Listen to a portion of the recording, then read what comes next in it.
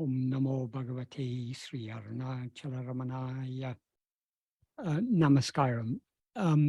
Today, much like last time, I'll start by answering one or two questions that I've received, and then any questions that anyone wants to ask, they're welcome to ask, and I will continue answering as long as I feel I have the energy to do so. The first question was I'm going to address today. This is a question I was sent yesterday evening. Katie wrote, this morning I was chatting with some friends on Messenger about a post someone sent in to our online group. The post was titled The Near-Death Experience of Ramana Maharshi. This person then went on to describe Ramana Maharshi's near-death experience and how they had even written a book on the subject of Ramana Maharshi's near-death experience when he was 16. The title of their book was The Near-Death Experience of Ramana Maharshi. They then spoke about how Ramana Maharshi went on to become a new person from this new near-death experience as the self-realized sage we all know today. I have always understood that it was a total death experience that he had at 16 and that no person at all came back. No mental tendencies, vasanas survived. Only the pure self remained. I have never seen it as a near-death experience, and so perhaps this person's book title is possibly misleading, ? However, I do remember Sri Ramana Maharshi having a second death experience in 1912 while walking with Parniswami and Vasudeva Sastri from Virupaksha cave for Pachaman Coil. Arthur Osborne describes this second death experience as final and complete. This whole discussion has made me wonder if his first death experience was not total and complete, as I had first thought. How could it be if he then went on to have a second total and complete one, as described by Arthur Osborne? So that is the question. Firstly, to talk about what happened to Bhagavan on that day in Madurai when he was in July 1896 as a near-death experience shows a complete misunderstanding of what actually happened. A near-death experience is people have near-death experiences under various circumstances. It may be when they have a cardiac arrest, or if they're in hospital, and I mean if they're in an accident, or in various circumstances when the body actually dies for a brief period and is then resuscitated. People often report what they experienced at that time. Various different types of experience people have. For example, sometimes a person may be on an operating table and their heart stops beating while they're on the operating table. Later, when they report it as if they're floating up near the ceiling, looking down on the body, looking at the doctors trying to resuscitate them. And they can even sometimes report what was being said, or sometimes they can report what was being said in another room in the hospital at the same time. So many different types of experiences people have. And these are a matter of great curiosity, particularly for people who are of a more materialistic background, who find it difficult to explain how, when the body is supposedly dead, how can such experiences occur? This is what a near-death experience is. In other words, it is an experience of phenomena. What Bhagavan experienced was something completely different. Bhagavan experience was not of any phenomena. That is, in the light of Bhagavan's experience, we can explain near-death experiences very easily. According to Bhagavan, our present waking state, is just another dream. So when the body is on the brink of death, but like sometimes, for example, when we're falling asleep, we may be very tired at the end of the day and trying to keep awake for some reason or other, and we find ourselves suspended between the waking state and a dream state. It's not that is, we're partly aware of what the so-called waking state, and we're partly aware of a dream state. So we seem to be sort of suspended between the two. It's a bit like that. Basically, a near-death experience, like any experience of phenomena, is just a dream. So it is, from the perspective of Bhagavan's teachings, there's no wonder at all in near-death experiences, but they are experiences of phenomena. Who is it who experiences phenomena? Phenomena appear only in the view of ego. So any type of experience of anything other than ourselves, the experiencer of that is ego. This is why in sleep, we have no experience of anything. We have no memories. We have no awareness of the body, awareness of the world. We are not aware of anything other than our own existence, I am. Why? Because ego is absent there. It is only in the view of ego that all other things appear. This is what Bhagavan teaches us in verse 26 of Uludunapadu. In fact, he teaches in so many ways, in so many places. But he puts it particularly succinctly and clearly in verse 26 of Uludunapadu. He says, if ego comes into existence, everything comes into existence. If ego doesn't exist, everything doesn't exist. Those are the first two sentences. Why does Bhagavan say that? For the simple reason that everything appears only in the view of ego. Without ego, there cannot be experience of anything other than ourselves. And then he goes on to say, ego itself is everything. That is, what he means by that is, just like in a dream, what the dreamer is seeing is nothing but itself. It is seeing itself as the dream. That is, the dreamer is ego or mind, and it's seeing itself as that dream world. That dream world has no existence independent of the dreamer. Likewise, all that we experience has no existence independent of ego. It is our semi-existence as ego that lends a semi-existence to all other things, because all other things appear only in the view of ego. That's why Bhagavan says ego itself is everything. That is, ego is seeing itself as all these other things. And then he concludes that verse 26 by saying, therefore, know that investigating what this is giving up everything. Investigating what this is means investigating what this ego is. Why is that giving up everything? Because, as he explained in the previous verse, the nature of ego is to rise, stand, and flourish by grasping things other than itself, but to subside and disappear, to take flight, as he says, if it investigates itself. So long as our attention is on anything other than ourselves, we seem to be ego. When we turn our attention back towards ourselves to see who am I, this ego dissolves and disappears. So we can never actually catch this ego, because we seem to be ego only when we're attending to other things. When we attend to ourselves, ego simply vanishes.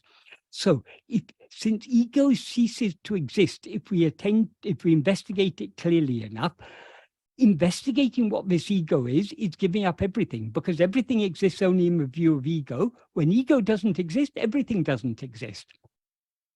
So if we understand these basic principles of Bhagavan's teachings, we won't get into this sort of confusion, imagining that what Bhagavan experienced was a near-death experience. As I say, a near-death experience, like any dream, is just a phenomenal experience. It's an experience of phenomena, of objects. Though sometimes we talk about jnana anubhava, the experience of jnana. It is an experience quite unlike any other experience, because in any normal experience, there are three factors. There's the experiencer, the thing that is experienced, and the means of experiencing it. For example, I see a PC screen in front of me, in which I copied and pasted this question. So what I'm seeing in front of me, the computer screen with some words written on it, is the object seen. The means by which I know or experience that is seeing. And I, who see it, am the seer, am the experiencer. So in all objective experiences have these three factors: the knower, the means of knowing, and the object known. Obviously, nothing can be known without a means of knowing it. So but what is known depends upon the knowing, the means by which it is known. And there cannot either be a means of knowing or any object known without a knower of it. So both the object and the knowing of that object both depend upon the knower. This is why Bhagavan says in verse 9 of Ulladu Napadu, he refers to these three as mupadi. Mupadi is a Tamil equivalent of the Sanskrit word triputi, which refers to these three: the knower, the means of knowing, and the object known. So Bhagavan says all these three depend upon one thing. What is the one thing they depend upon? They depend upon ego, the knower. And then he says, if one investigates within the mind what that one thing is, because this verse 9 is a very, very, very nice verse. That is, he doesn't only talk about these triads, that is, this triputi. He also talks about dyads. Dyads here means pairs of opposites, such as existence and non-existence, life and death, awareness and non-awareness, knowledge and ignorance, happiness and unhappiness, all these pairs of opposites. So he says, dyads and triads always exist holding one thing. That one thing is ego, because the pairs of opposites exist only in the view of ego. And though ego is one of the three members of the triad, it's the basic one, because the others cannot exist without it. You cannot have any means of knowing without a knower. You cannot have anything known without a knower. So the one thing he refers to here is ego. And then he says, if one sees within the mind what that one thing is, they will slip off. They will slip off means the dyads and triads will slip off. Why will they slip off? Because they depend upon ego. If we see within the mind what that one thing is, that is, in other words, if we turn our attention within to see who am I, this ego will subside and disappear. And since it subsides and disappears, the dyads and triads also subside and disappear. And then he says, he concludes the verse, or then he says, only those who have seen the reality. That implies only those who have seen this disappearance of ego along with everything known by it are those who have seen the reality. They will not be confused. Because the very nature of ego is to be confused, because as ego, we're always aware of ourselves as I am this body. Ego is the subject, but the subject always takes itself to be an object, because the body that we take ourselves to be is an object experienced by us. So confusion is the very nature of ego. Therefore, Bhagavan says, they will not be confused. In other words, that fundamental confusion, that chit-jada-granti, that conflation of the basic awareness I am, which is Sat-Chit, and there's this body, which is a mere form, and therefore jada, this conflation will be removed. This conflation, this conflated awareness, I am this body, that is the fundamental confusion. When that is removed, there will be no confusion. So normal experience consists of these three: the experiencer, the means of experiencing, and the thing that is experienced. Whereas what Bhagavan experienced, the reality that Bhagavan experienced, is non-dual. That is, there are no two things there. It's not one eye knowing another eye. It is, he knew himself as that basic reality I am. So it's not one thing knowing another thing. So though it is loosely described as an experience, it's not an experience in which there's an experiencer, a means of experiencing, and an object experience. All three are one. That is, I am is what is experiencing. I am is the means by which it's experiencing, because I am is awareness. And I am is what is experienced. So it's a totally non-dual experience. So what Bhagavan experienced on that day in Madurai is totally different to a near-death experience, in which, because in a near-death experience, there's an ego who's experiencing it, and there's whatever is experienced and whatever is the means of experiencing it. So this person who describes what happened to Bhagavan on that day as a near-death experience has very clearly not understood at all what actually happened. And Katie also wrote, they then spoke about how Ramana Maharshi went on to become a new person after this near-death experience, as a self-realized sage we all know today.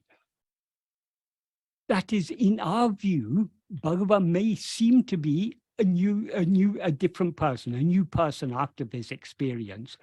But in his view, he's not a person at all.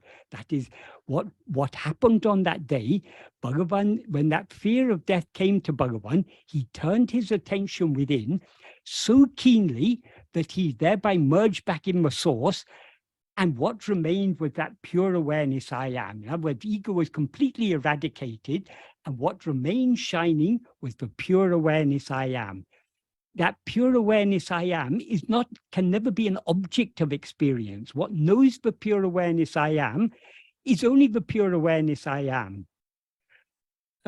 There's one among the many poems and songs Sadhguru wrote is one called Arunachala Vemba. That consists of 100 verses, in which it's praise of Bhagavan and his teachings and Arunachala and everything, but it also contains a lot of Bhagavan's teachings there. There's one verse there, it begins, Tahunta vichara menum sadhane se dulle. I can't remember the rest of the verse in Tamil, but Sadhguru translated it into a verse in English. His English version of that verse is, a naked lie then it would be, if any man were to say that he realized the self diving within through proper enquiry set in, not for knowing but for death, this good for nothing ego's worth. 'Tis Arunachala alone, the self by which the self is known. That is, we are never going to know our own reality. We lose ourselves in our reality, and our reality alone knows our reality. Our reality means Atma-swarupa, what we actually are, our real nature. So our real nature is pure awareness. Pure awareness can never be an object of awareness. What knows pure awareness is only pure awareness. This is why Bhagavan often used to say, jnana me jnani. That means jnana alone is the jnani. There are not two things there. A person who is having jnana, no, it is jnana alone that knows jnana. Jnana in this context means pure awareness. So though Bhagavan may seem to have been transformed by that experience, that is what we refer to as Bhagavan or Ramana Maharshi, is the person who he seems to be in our view. Yes, there was a tremendous transformation, but that's only in our view, because Bhagavan often used to say, the body and mind of the jnani, in other words, the person whom we take to be the jnani, exists only in the view of the ajnani. The jnani itself is nothing but jnana, nothing but pure awareness. So when ego is eradicated, what remains is only pure awareness. So Katie is correct in saying that it's to say that she went on to say, I've always understood that it was a total death experience he had at 16, and that no person at all came back. Yes, absolutely true. When ego is annihilated, that is the end. And she's also right in saying a total death experience, because what happened on that day is not just death of the body, it was death of ego. That is the real death, because the death of the body is just the ending of one dream. So long as the dreamer remains, one dream will be followed by another dream, but by another dream. That is, so long as there's a dreamer, it will continue dreaming one dream after another. So what we call death of the body is nothing but the ending of a dream, whereas the death that occurred on that day was the death of ego. Once ego is eradicated, everything is eradicated along with it. So it was total death experience. And then she goes on to write, no mental tendencies, vasanas survived. Yes, correct. Because how can there be any tendencies or mind or anything? But vasanas are only belong to ego. It's ego's vasanas, ego's inclinations to experience this or that. In the absence of ego, there can be no vasanas. And in the absence of ego, there can be nothing else, because everything else appears only in the view of ego. When ego is eradicated, everything is eradicated, and only the pure self remains. Yes, that's the truth. That was Bhagavan's experience. But it's only in our view that he seemed to be a transformed person. And then she goes on to say, I have never seen it described as a near-death experience. So perhaps this person's book title is possibly misleading. Yes, it's absolutely misleading. I mean, people write books without understanding what they're writing about. I mean, first people should, we cannot even begin to understand Bhagavan without understanding his teachings. And even when we understand his teachings, our understanding of him is still very superficial. If we want to truly understand Bhagavan, we need to be Bhagavan. In other words, we need to lose ourselves. We need to surrender ourselves completely. We need to be swallowed by him. As he says in verse 20 of Uladunaptu, Unadal Khan, becoming food is seeing. Only when we are totally consumed by him, and he alone remains, then only do we really know him. We know him by being him. This is what Sadhana meant in that verse of Arunachal Vemba. Not for knowing, but for death, this good for nothing ego's worth. 'Tis Arunachala alone, the self by which the self is known. So it is, we are never going to realize the self. We lose ourselves in our own real nature, and our real nature remains as it always is, knowing itself as it always does. Then Katie goes on to refer to another incident. However, I do remember Sri Ramana Maharshi having a second death experience in 1912, whilst walking with Parani Swami and Vasudeva Sastri from Virupakshi for Pachamankoil. Actually, it was the other way around. They had gone to Pachamankoil. It was, I think, a hot summer's day. They'd gone to Pachamankoil to bathe in the tank there, and they'd had an oil bath. And it was while returning to Virupakshi cave when they came near Amai, which is often, Amai means tortoise, Parai means rock. So it's in English, it's often referred to as tortoise rock. When they came there, Bhagavan's body died. But there's more to it than that. This was first recorded in Self-Realization by B.B. Narasimha Swami. What actually happened, that is, well, okay, I'll go back to the previous, what happened in Madurai on that day when Bhagavan got that fear of death and he turned within. The real nature of what happened on that day was ego was completely annihilated. However, from our perspective, from the perspective of if anyone had been in that room, no one was there, but if anyone had been in that room, they would have seen Bhagavan's body becoming totally lifeless. For about 20 minutes, Bhagavan's body was, in some books it's recorded, but Bhagavan enacted death. He didn't enact death. The body actually died. There's a reason for that, and he makes that reason clear in verses 28 and the Kalivemba version of verse 29 of Uludunapadu. What he says in verse 28, he describes what is the practice of going deep in the part in this practice of self-investigation. He says,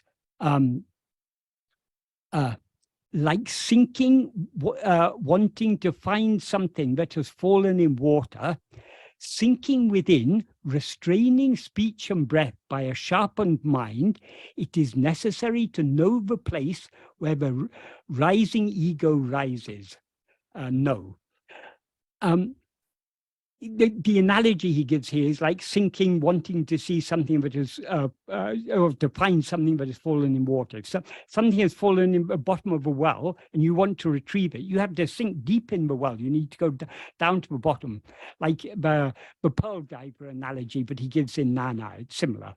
If you want to find, if a pearl diver wants to retrieve the pearls that are lying in the oysters at the bottom of the ocean, they need to sink deep into the water, go down to the very bottom in order to get those pearls. So that's an analogy. And he then says, sinking within, ulandu, restraining speech and breath by a sharpened mind. By a sharpened mind, the words in Tamil are konda matiyal. Konda means very, literally means, ko means sharp, konda means sharpened. It's a very keenly focused mind, it implies. In other words, a keenly focused power of attention.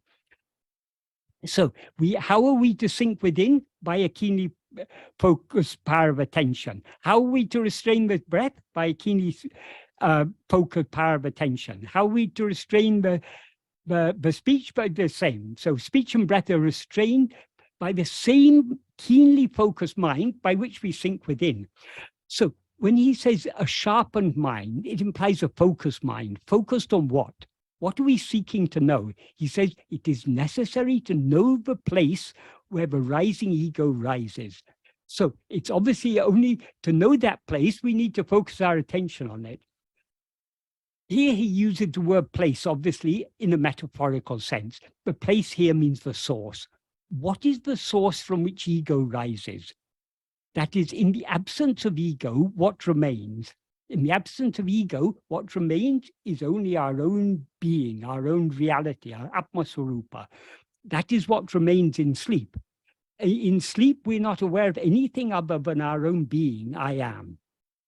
When we, in waking or dream, we rise again as ego. So from where is this ego rising? It's rising only from I am, from our own being. So knowing the place where the rising ego rises means knowing that fundamental awareness I am, which is the source and substance of ego. And so when he talks about a konda matiyala, a keenly a sharpened mind or a keenly focused mind, he means a mind that is keenly focused on its source, on I am. By keenly focusing our mind or attention on our being, on I am, we thereby sink within. That means the ego subsides. And to the extent that ego subsides, the breath and the speech and breath will automatically be restrained. So we shouldn't take it, but we have to restrain the speech and breath as a separate action. No, it is by the same keenly focused self-attentiveness by which we sink within, we will also restrain the speech and breath. So to the extent to which we focus our attention on ourselves, ego thereby subsides and the speech and breath are restrained. So in the Kalivemba version, he begins the next verse by saying, Pinnam pol tiendu udalam. That means, pinnam pol means like a corpse. Tiendu means leaving or discarding the body.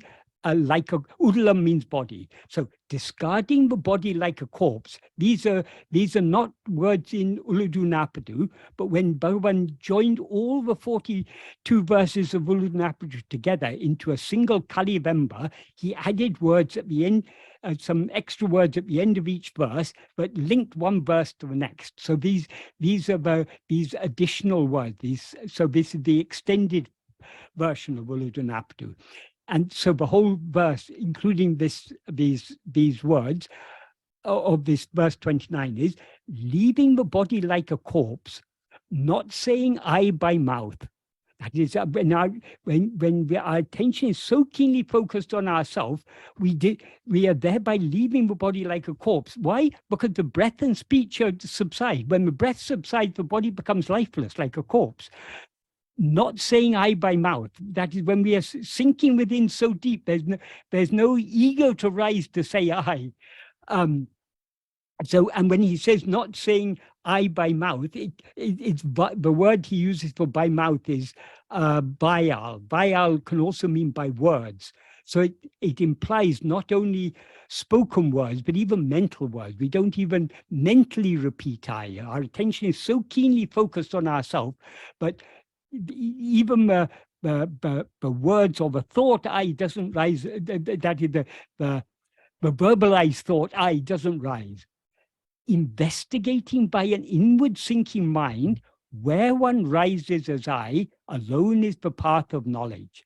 So this is the path of vichara or jnana, is focusing our attention so keenly on the source from which we've risen, that the speech and breath are thereby restrained. The body is discarded as a corpse because our attention is completely withdrawn from the body. The speech and breath completely cease. The body lies there as a corpse, and we go within so keenly. And then he goes on to say, instead, thinking I am not this body, I am that Brahman, is an aid. Is it investigation?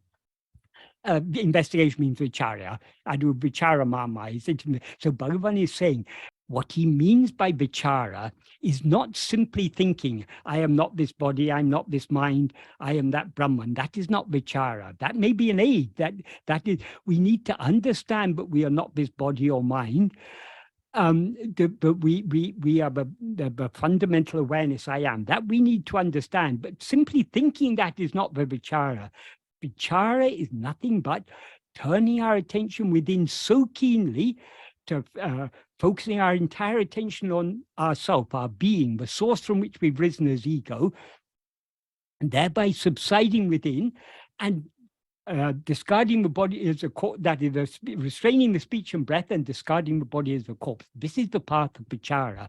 So this is what Bhagavan did on that day. His attention went within so keenly to find out who am I, but his speech and breath automatically ceased. The body became lifeless. It lay there lifeless for 20 minutes.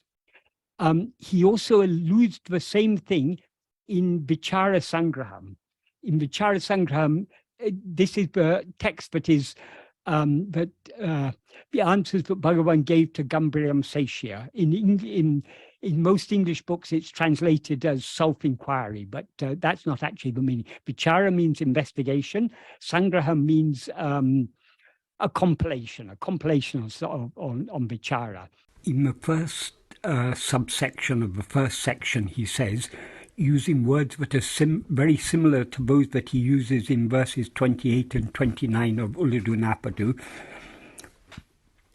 Adalal pinnamana dehate pinnam polave irati vakalum nanendru solamal irandu ipodu nan endru vilangavadu eduvendru komeyai vicharital apodu hridiyatil nanan endru saptamilamal tanukutane ovidaspuripu matram tondrum.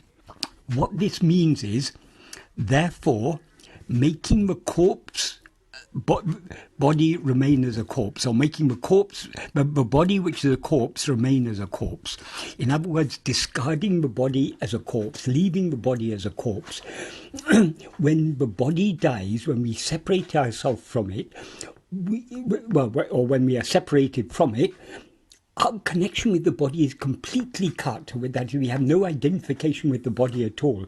So long as the body is alive, we identify it as I. So when Bhagavan says, making the corpse body remain as a corpse, he means completely separating ourselves from the body by clinging to I. That is the implication.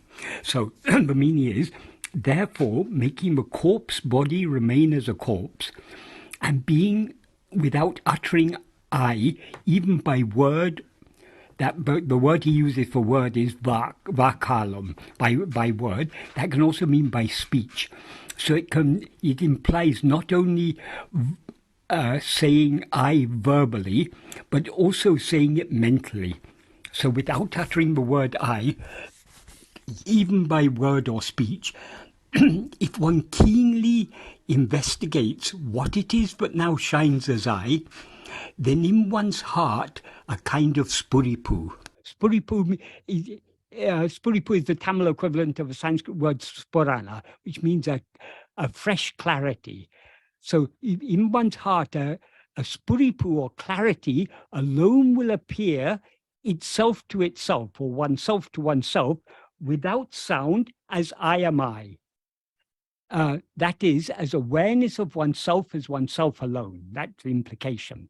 So here also, as in those verses of Ulunaptu, Bhagavan is talking about not even uttering the word I by mouth, but focusing our attention so keenly on ourselves to find out what it is that now shines as I, we thereby leave the body as a corpse. So this is what happened on that day in Madurai. Bhagavan's attention was so keenly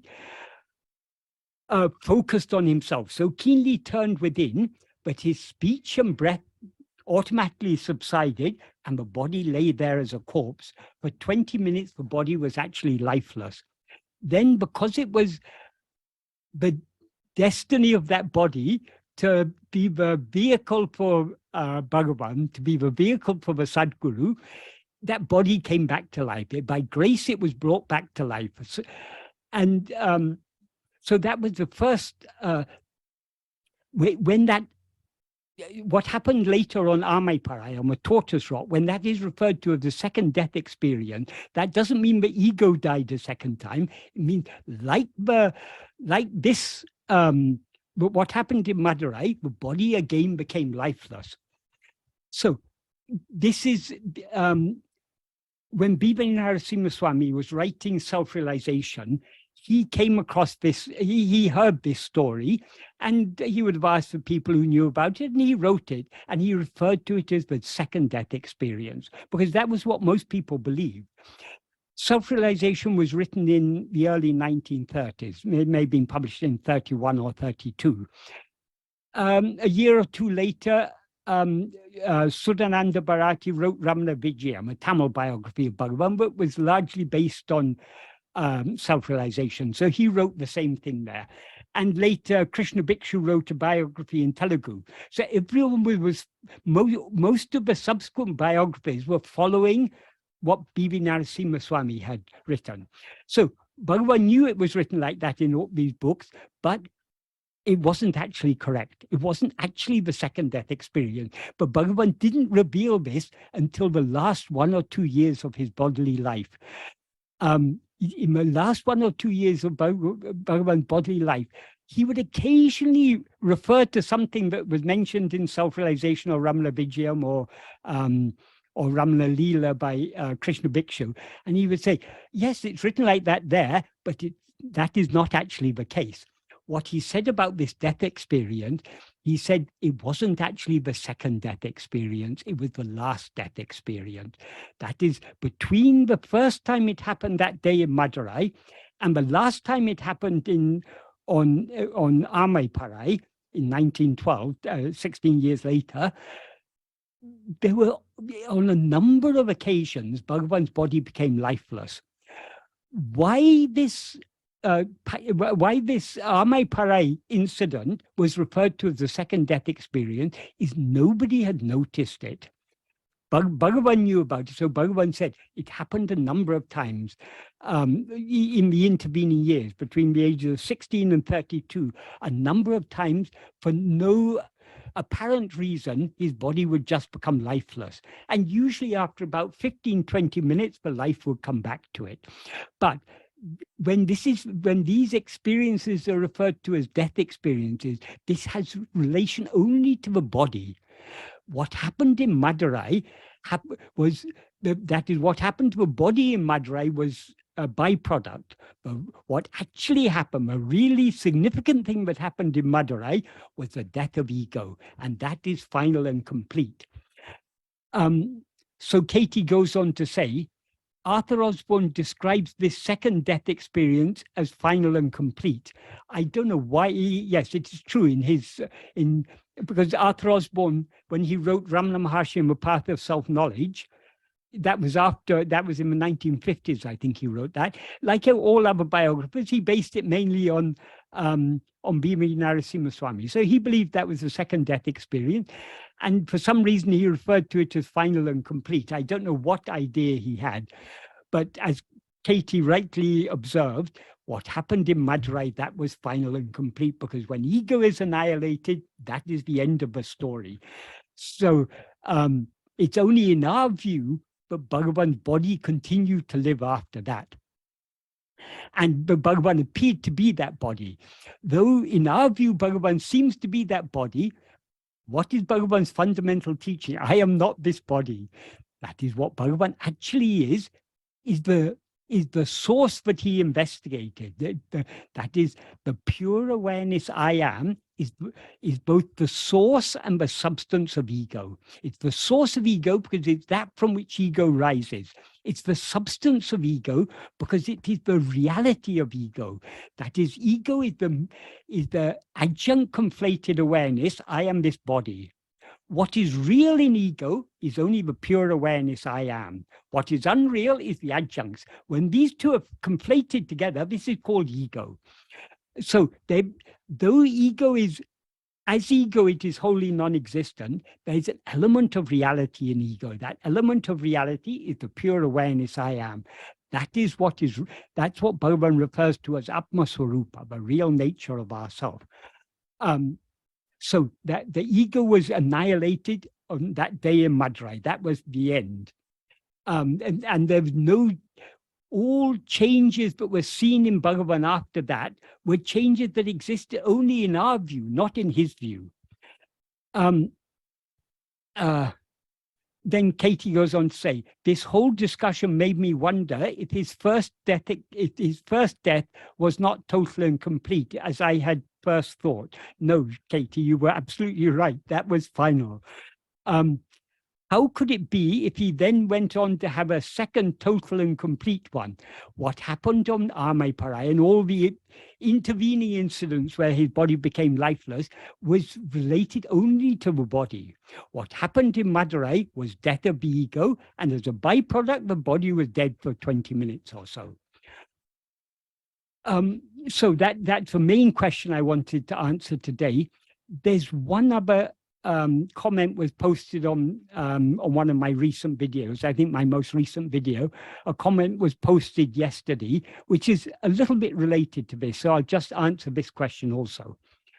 That is, someone wrote, what kind of sadhana Bhagavan Ramana Maharshi must have done in his previous lives, but he achieved such a high state, completely absorbed in the bliss of the self in Virupaksha cave for many weeks. How can we make the mind purer? Well, firstly, regarding what Bhagavan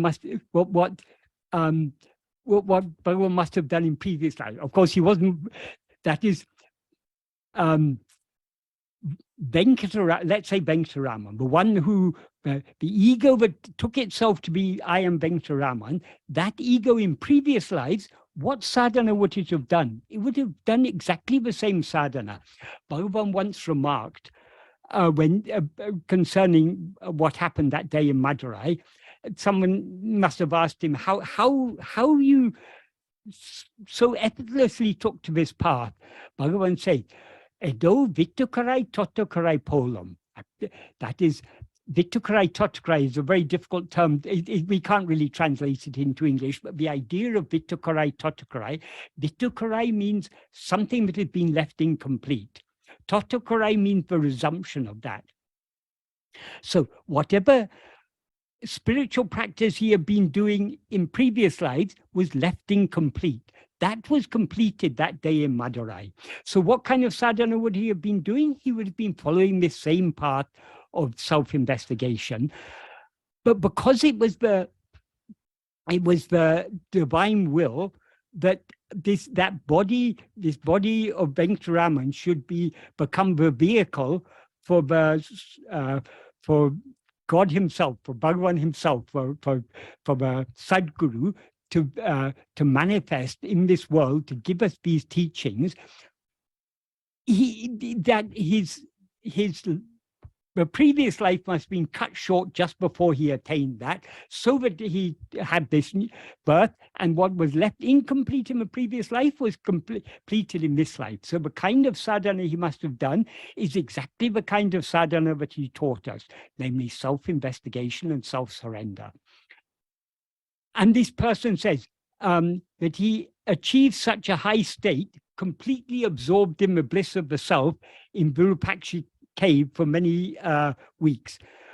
Firstly, he didn't achieve a high state. That is, ego is annihilated. What then remains is the one and only real state. That is, he merged in the one real state, which is the state of pure awareness, or the state of Sat-Chit.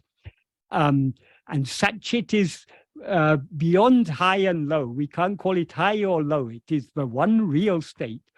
High and low, these are relative terms. These are a pair of opposites. Bhagavan is, the state that Bhagavan achieved is beyond all pairs of opposites. And even to say he achieved it, who achieved it? That is, the ego that was aware of itself as I am Venkataraman was swallowed, and what remained is that state of pure awareness.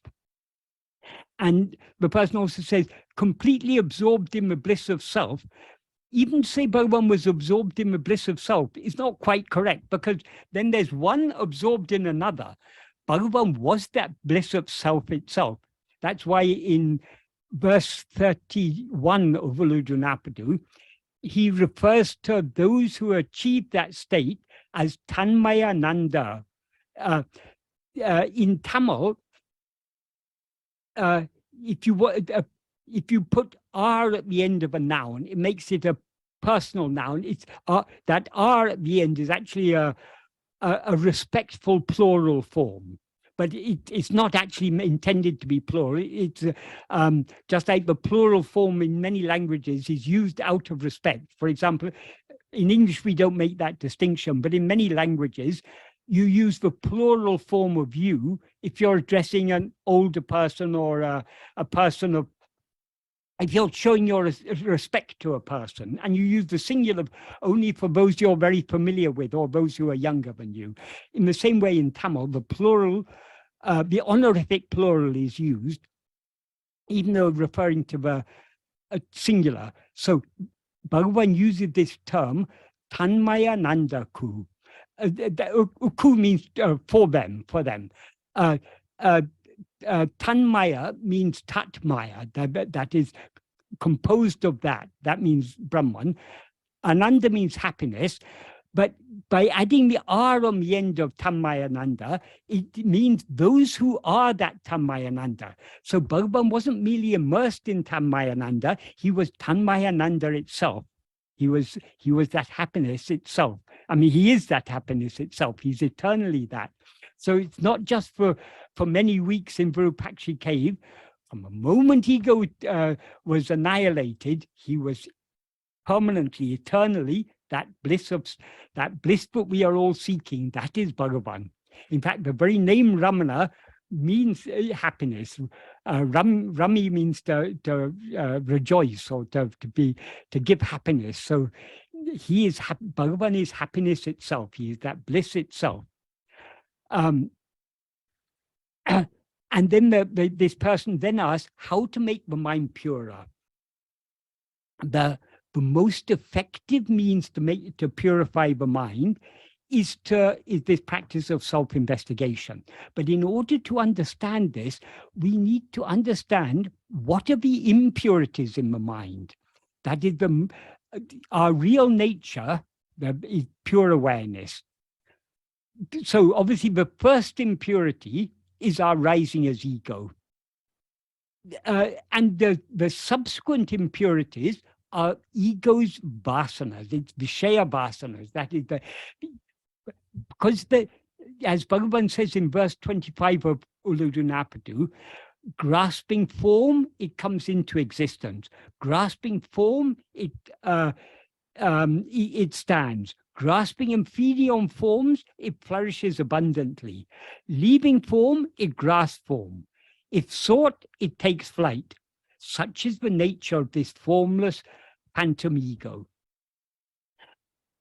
Since ego has no form of its own, he refers to it as formless. What he means by form is any object, any phenomenon is a form of one kind or another.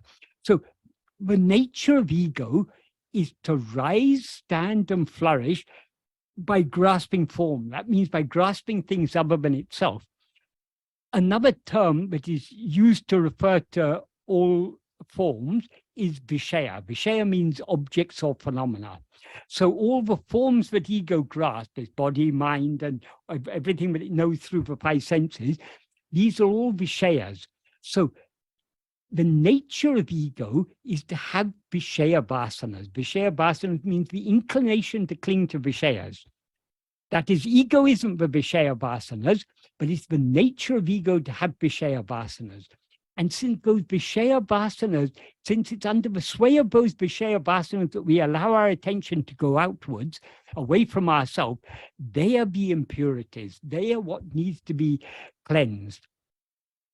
The most effective way that is vasanas are just inclinations. They have no strength of their own. They gain strength to the extent to which we allow ourselves to be swayed by them. For example, supposing you have a bad habit, supposing just a simple example, many people smoke. Smoking is obviously not good for the health. It's also rather antisocial behavior, because for people who don't smoke, it's very unpleasant to be around someone who's smoking. So smoking is not good. But and people generally nowadays, they know smoking is not good for the health. But though they know it's not good for the health, because they allow themselves to be swayed by that inclination to smoke so many times, that inclination has become very strong. So for someone who's been smoking for many years, if they want to give up smoking, it's not easy, because they've strengthened that vasana to smoke by constantly allowing themselves to be swayed by it. So how can they give up that vasana? Only if their liking to be healthy is stronger than their liking to smoke will they be able to overcome it.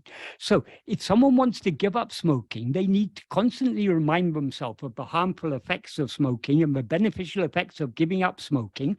Then slowly, whenever the inclination to smoke rises, if they don't allow themselves to be swayed by that, that the inclination will be weakened, and the inclination to refrain from smoking will get strengthened.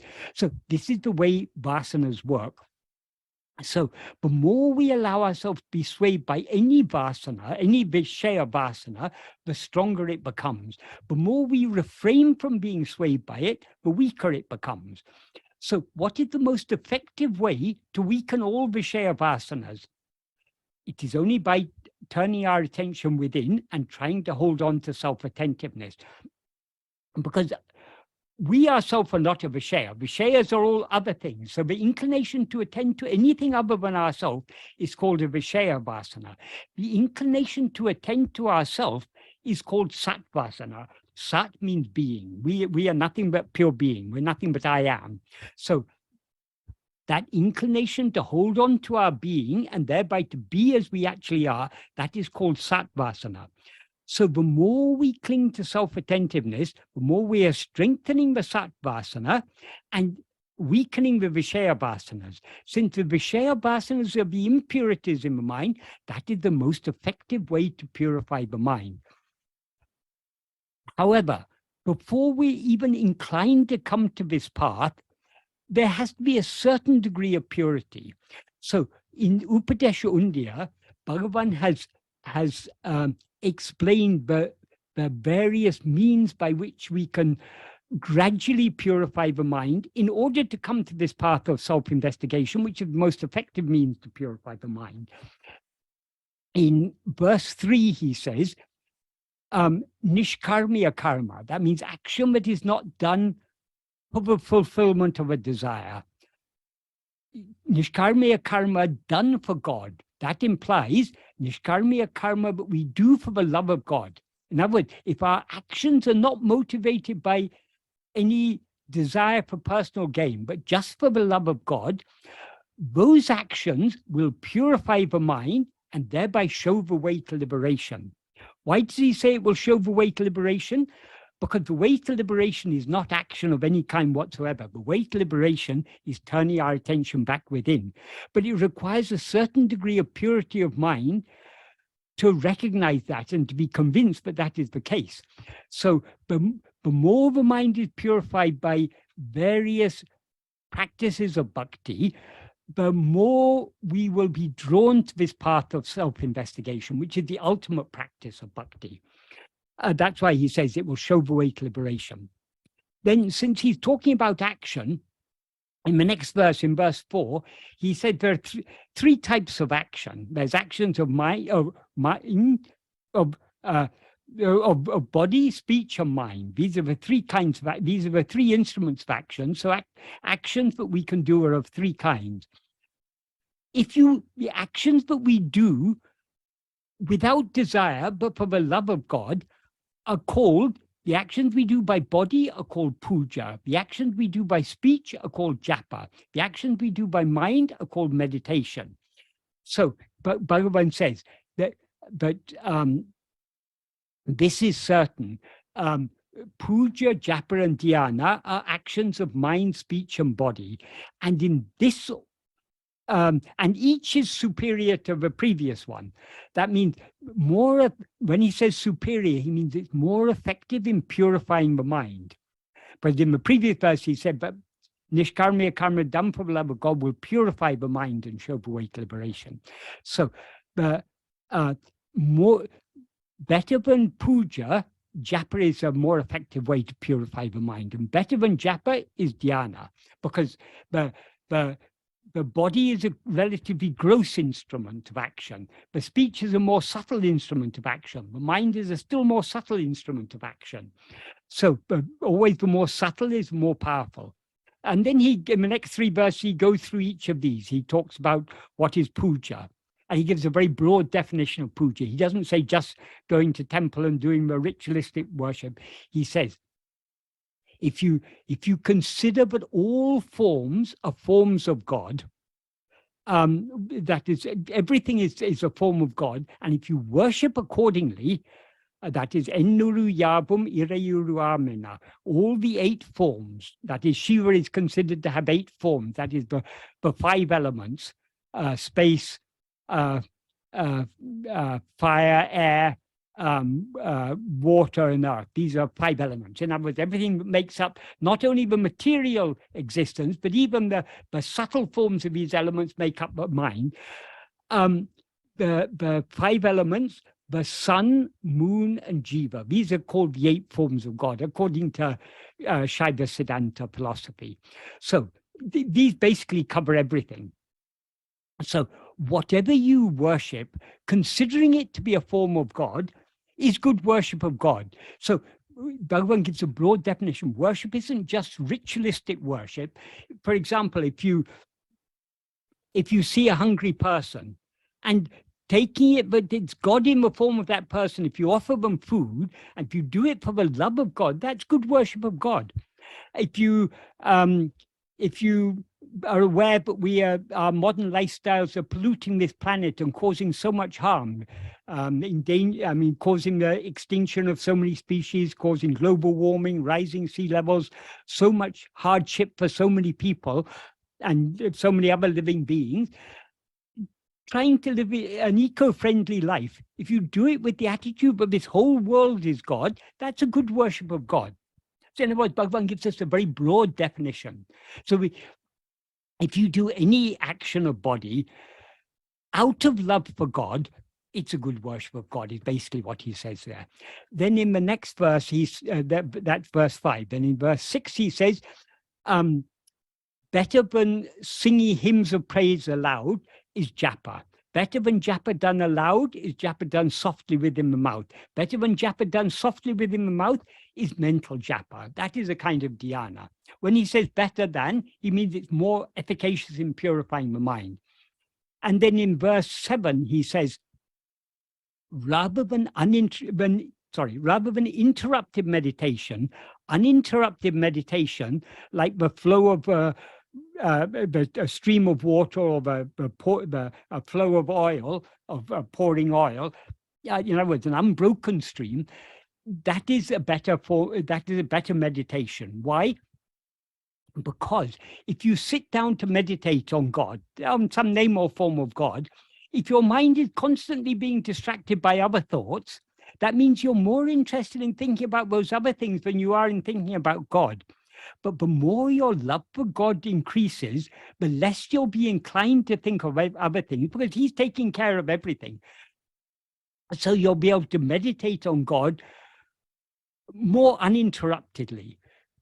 So the extent to which our meditation is uninterrupted, that is the measure of the love we have. And love is the key to this path, because this is part of bhakti. But then the most important verse is verse 8. In verse 8, what he says is, rather than anya bhava. Anya means what is other. And bhava in this context means meditation. So anya bhava means meditation on something other than oneself. In the context, it implies meditation on God as if he is other than oneself.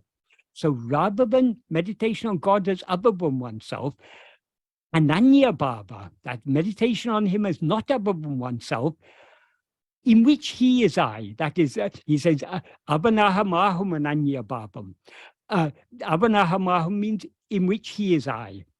So when we recognize that God is not something other than ourselves, he is that which is shining in our heart as I, and therefore meditating on him as nothing other than I, that is, he says, anatinam uttamam. That is the best among all. That means it is the most efficacious means of purifying the mind. For the reason I explained earlier, because when you're meditating on anything other than even a name or form of God is a vishaya, something other than yourself. Whereas when you're meditating on yourself alone, you're not allowing the mind to go out towards anything else.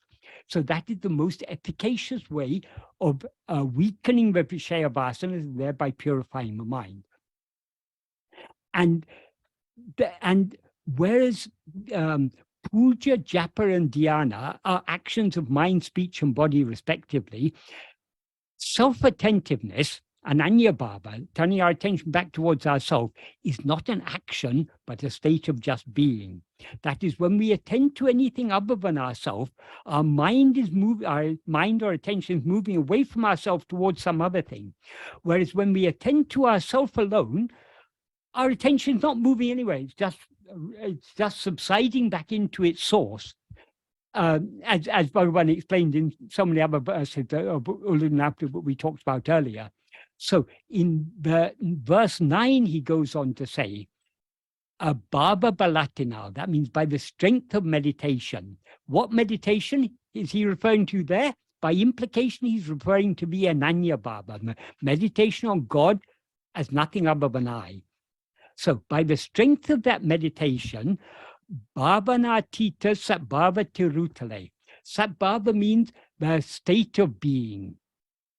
or the state of being. It can also be taken as the real being, but it main meaning is state of being. The state of being. So being in the state of being, but is bhavanatita. That means that transcends meditation. Bhavana then means meditation in the sense of mental activity. That is, meditating on anything other than ourselves is a mental activity. But when we're meditating on ourselves alone, the ego subsides and remains in the state of pure being, which is beyond all mental activity. And that, Bhagavan says, that is parabhakti tattva. So all bhakti practices, if done not for gaining anything from God, but just for the love of God alone, they are means to purify the mind. But the most effective of all means to purify the mind is this practice of self-investigation. Sorry, I talked for quite a long time. There was just one sort of two very quick points, which was actually to do with the last question. One is the word ego, and the way you explained it is absolutely clear, especially later on. But the Sanskrit word is ahankara. That is the word that Bhagavan is using, which is being translated as ego. Yeah, Bhagavan sometimes uses the word ahankaram, which is Tamil form of ahankara. But generally in Tamil, the term he uses is ahande. Ahande is a Tamil form of the Sanskrit word ahanta, which also means ego. Ahanta means I-ness, literally. Okay. Yes, I'm simply asking because the word ahankara, for those who don't know, it's formed of two it's a compound. One is aham, which is simply I am. The other is kara or akara, whichever way, which is sort of a kind of an active thing. So usually, you can talk about it as, and Michael can just substantiate this. One can say it's the I maker or the I object or the I concept or the subject or whatever, sort of the objective subject, the subject which has been created, the I maker, because there is a sort of, because this is not a given thing, obviously, it is something which is, it is grasping form and so on, that sort of thing. So the I maker would seem to be a reasonable sort of translation, and it doesn't reify it so much, make it into a thing, because then we can't, then it's more difficult to do, to do anything about it investigatively. Would that be correct, Michael? Yes. That is, ego is the subject. Ego is that which knows things other than itself. So that ego, that is, there's only one eye. That one eye in its pure condition is what Bhagavan generally refers to as I am. Or Atma-swarupa, the real nature of ourself. The reason he refers to it as I am means I exist. It's our existence or our being. Whereas ego is that same I am mixed and conflated with adjuncts as I am this body, I am this person, I am Michael, I am Shalini. So it's only when we experience ourselves as a set of adjuncts, in other words, a set of 5 sheaths that Bhagavan refers to as body, but we experience anything other than ourselves. So that is as you say, the I maker. That is, that I is, or even to say I maker, it is the made I, the constructed I. Okay. That is, the pure I is not constructed, it's pure condition. But when it's mixed and conflated with adjuncts, it becomes a construct. Yes. So we could say it's I construct. Yeah, the I construct. Yeah. Oh, and one very, very quick remark before I'm going to quickly go through these questions in the next hour, 7 of them or whatever. When we're talking about these death and that death occurs, just to clarify, because sometimes then people, because it can have other implications. When the death of the psychophysical organism occurs, that is the body and mind, so to speak, when real death occurs, there is no coming back. Right? This is, when there is actually a death, I think what is meant is that there is a kind of a seeming lifelessness of the body and mind, which say certain medical instruments at this sort of stage when we're they cannot register, the heart doesn't seem to be beating for a while, or the brain activity according to today's instruments, is not measurable, but it is not death itself, because no one has come back, even the greatest sages, from death to report that they have died. This is the end of this psychophysical. Just to clarify, because in case people want to, because sometimes when the mind starts working and say, oh, well, that you can come back from the, I don't know. There are all sorts of funny things which go on in our minds when we think we can come back from the dead, so to speak, or someone can come back. Just to clarify that. Yeah. But truly speaking, this life is just a dream. So when this dream comes to an end, that is what we refer to as death. And then another dream begins, and in that other dream we have some other identity. We take some other body to be I. But though the person we seem to be in the next dream will be a different person, the continuity, it's the same ego and the same vasanas. That is what ego takes along with it from life to life to life, is its vasanas. So to the extent to which the mind is purified in this lifetime, that will carry on in the next lifetime. That's what Bhagavan meant when he said, Edo vitukarai totokarai. What was left incomplete in a previous life, that gets resumed. Because people often ask, oh, what if I don't attain this in this lifetime? Is all my effort going to waste? No, the very fact that you've been drawn to this path and you're following this path in this life, you will surely be drawn to this same path again. Until you reach the end, once we've started on this path, there's no turning back. Thanks, Michael. I'll start on the first of the next 10 questions, but the question is on verse 6 of Arunachala Ashtaka, in which Bhagavan explains how this world picture is created. I have listened to the video you made on this verse. However, this is still unclear to me. Is Bhagavan saying all this creation, which extends to 13.8 billion light years and beyond, is purely my creation and came into existence as soon as I woke up from deep sleep? I feel having a clear understanding of this verse helps us greatly when going on with daily life involved in the world. Kindly elaborate on this, please. When we say it is our creation, we need to be very careful in what we mean by that. That is, I can't say, I, Michael, have created all of this, because Michael is itself a part of this creation. In a dream, we always experience ourselves as a person in that dream. The dream person is not the creator of the dream. The dream person is a part of the dream. Who has created the dream? It is ego that is the creator. It is ego that has projected the dream and takes itself to be a person in that dream. So we need to be very clear, what is creating all this is not the person whom we now seem to be, but the ego that is mistaking this person to be ourselves. That is why, though a dream is created by, though we are the creator of a dream, when we're in a dream, we don't seem to have control over it. We don't feel ourselves to be the creator of the dream. If we're being chased by a monster, we can't just will that monster away. We can't stop the monster in its tracks. No, we have to run away and hide from the monster. Why? Because in the dream, we are not experiencing ourselves as a creator. We're experiencing ourselves as a creature. So the creator is ego, but ego always becomes a victim of its own creation. This is Maya, because ego is what has created this, but it takes itself to be a part of its creation. So it is trapped in its own creation.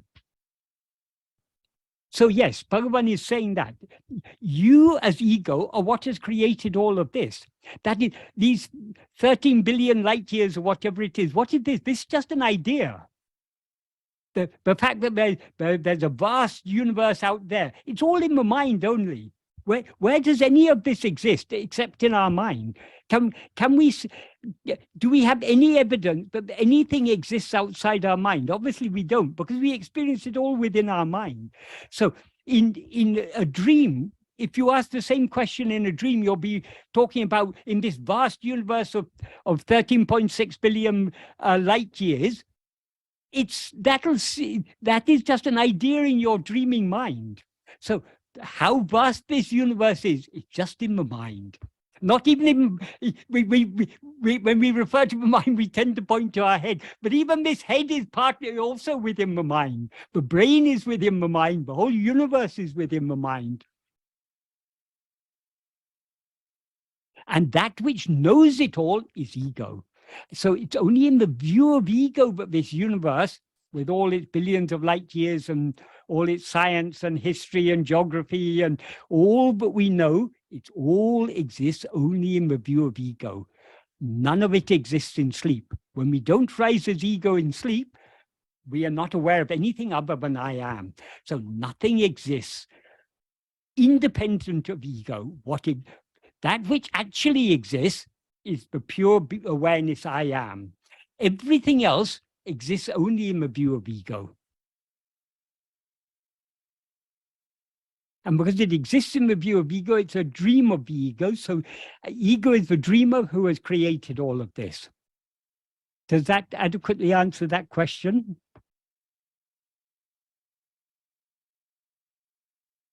I'm sure it does. Thank you, Michael.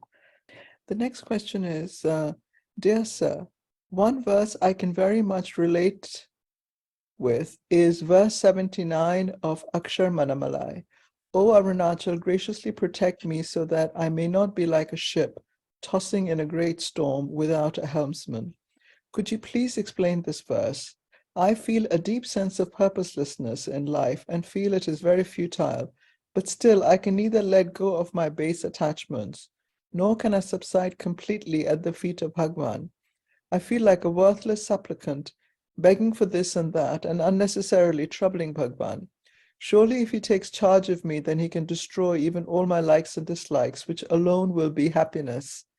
Is that what Bhagavan is praying for in this verse on our behalf, to protect us from becoming a catastrophic shipwreck in the great stormy ocean of our likes and dislikes? Yes, what Bhagavan is praying there is he's praying for so that I should not be like a ship tossed about in a storm without a helmsman. The truth is, we are never without a helmsman. Bhagavan is always the helmsman. But when our minds are outward going, we fail to recognize that he's ever in our heart, ever protecting us, ever taking care of us. So we seem to be like a ship tossed helplessly around. What we need to do is he is ever guiding our life, but instead of recognizing that he's ever guiding our life and therefore yielding ourselves to him, we are so enthusiastically going outwards trying to get this. If I get this, I'll be happy. If I get that, I'll be happy. If I achieve this, our mind is constantly going outwards. We're constantly ignoring him. In Nana, Bhagavan says, when one Parameshwara Shakti is driving all karyas in that context means everything that ought to happen, everything that is meant to happen, and everything that we ought to do and everything that we're meant to do, all is being driven by him. So why should we, instead of yielding ourselves to it, be constantly thinking it's necessary to do like this, it's necessary to do like this? Yes, I've got to improve my circumstances to take care of my family better. I've got to do this, I've got to do that, I've got to get better educated, I've got to earn more money, I've got to do this, I've got to do that. We constantly thinking that everything depends on us. But the more we recognize that our whole life is being taken care of by him, down to the smallest detail, every good thing that we experience in our life is given by him. Every bad thing or everything that we consider bad is also given by him. Everything is his grace. The whole universe is under his arulakshi, under the rule of his grace. The more we recognize that, the more I'm not just believing it to a superficial level of mind, the more we recognize it deep in our heart, the more we will yield ourselves to him. we happily yield ourselves to him. So how to recognize that clearly? The more we turn our attention within, the more we are bathing, so to speak, in the clarity that is our own real nature. So the more we turn within, the clearer it will become to us how our whole life, not only our inward life, our salvation, but even our outward life, every detail is being taken care of by him. The more we recognize that, the more willing we will be to yield ourselves to him. So that prayer is a very, very important prayer, because so many times in our life, we all face difficulties in life, in financial difficulties, health difficulties, bereavement, so many different types of difficulties. That is the very nature of embodied existence. Difficulties of one sort or another, problems of one sort or another are inevitable. There's no jiva in this whole universe who lives a trouble-free life. We all face troubles of one sort or another. But it's all happening for our own good. If we recognize that, we'll be willing to, we will be more and more willing to yield ourselves to him. It's when we fail to recognize that, but we seem to be like a ship tossed around in a storm. And we all feel like that. There's so many times in our life when particularly when we face, when everything seems to be going fine, we can say, oh, I'm practicing the path of self-investigation, I'm practicing the path of self-surrender. But when difficulties come, then there's another verse that comes soon after that. Mukila mungatu mukura mahadani tukianendarala Arunachala, instead of being like a mirror held before a noseless man, uplift me and embrace me. Often the difficulties we face in life, the illnesses or the pains or the financial losses or the bereavement, or so many things are there but will agitate, upset our mind in one way or another. Then we feel like the Bhagavan is like a mirror held before a noseless man. He's just showing us our own inadequacies. But seeing our own inadequacies is a great blessing, because the more we recognize how helpless, how we cannot follow this path at all. We cannot surrender ourselves. We cannot investigate ourselves except by his grace. The more we recognize that, the more we subside. And the more we subside, the more his grace will take over. That is, his grace is always controlling our life. But by our subsiding, we are refraining from obstructing. So the whole process becomes smoother and smoother. If you want to summarize all of the practice of Bhagavan's teachings in one word, it is subside. That is, Bhagavan's teachings are all about ego subsiding, becoming more and more humble. And the most effective way to subside is to turn our attention within, because then our ego automatically subsides. And when we face difficulties in life, when we accept all these difficulties are given by Bhagavan, he's taking care of everything. Let him give me any amount of difficulty. He's doing it only for my own good. That way we subside more and more and more and more and more. That is what this path is all about. So long as we are rising and rushing outwards, we are going, that is pravritti marga, we're going outwards. Bhagavan's path is nivritti marga, withdrawal, subsidence. So the more we allow our mind to go outward, the more we will seem to be like a ship tossed about in a storm without a helmsman. The more we turn back within and subside back within, the more we will recognize that however great the storm of vasanas may be, Bhagavan is our Sarathi. He's Parthasarathi. He's the charioteer of our life. He's the helmsman of our life. He's taking care of everything. And the more we recognize how he's taking care of everything, the more willing we will be to subside. So this path of self-investigation and self-surrender is such a beautiful path. Of course, what we are all lacking is sufficient love to follow it deeply enough. But the more we recognize what a beautiful path it is Bhagavan has given us, what an easy path it is, All he's asking us to do is to yield ourselves to him more and more and more. And we yield ourselves to him, not by rising as ego and rushing outwards, but by turning back within and subsiding back into the heart. I hope I've adequately answered that question. I think that was beautifully said, Michael. That was lovely. Thank you. So this is from somebody who says that I'm a newbie and I have a question. I have had an experience where I have experienced a phenomenon where I saw myself sleeping and watching myself from above, but there was another me that was a witness. The moment my mind realized the phenomenon, I was out of it. What did I experience if there is only ego and the true self? And the other part of this, I'll ask with the next question. Okay. What experiences any type of phenomena is only ego. So actually, we're not, if we have such an experience, we're not actually asleep. We are in a dreamlike state. So any experience in which we experience anything other than our being is the experiencer of that is ego. But pure I is pure awareness. It doesn't experience anything other than itself. So it's only when we rise as ego that we experience anything. So any experience, whatever type of experience it may be, this is why Bhagavan gives us a very valuable clue. To whom is this experience? To whom does all this appear? That is a pointer pointing. Whatever we may experience, we need to turn our attention back towards ourselves, the one who is experiencing it, the one to whom it all appears. So it doesn't matter what we experience. In the course of spiritual practice or in the course of life, so many experiences may come. Our aim is not to experience anything. Our aim is to know the reality of the experiencer. Who am I?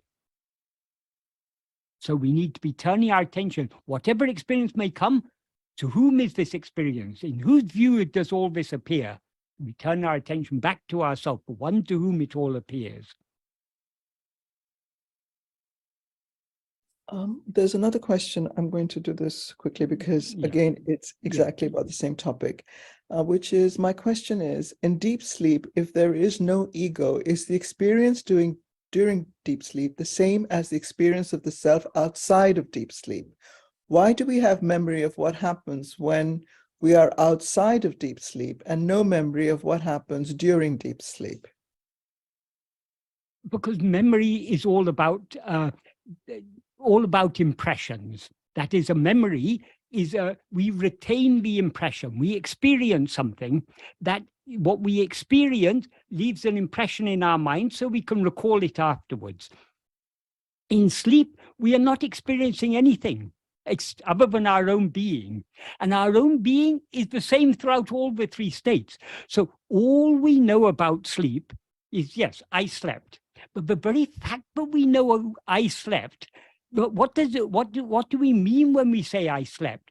I was in a state in which I was not aware of anything. How can we know that we were in a state in which we were not aware of anything if we were not aware of being in that state? So what we remember about sleep is only our own existence. What we actually experience in sleep is only I am. From the perspective of a waking mind, we translate that as not as I was, but I was asleep.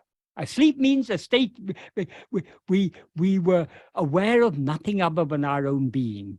So